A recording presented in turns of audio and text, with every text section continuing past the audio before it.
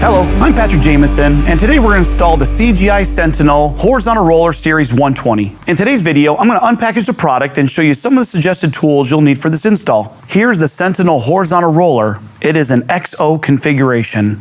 Using my razor knife, I'll unpackage the product safely.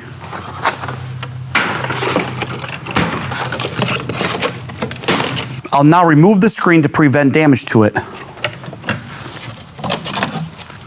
Here are some of the suggested tools you'll need for this install. Starting with the right size level, cordless screw gun, tape measure, razor knife, balance hook tool, glass cup, and the appropriate sealant.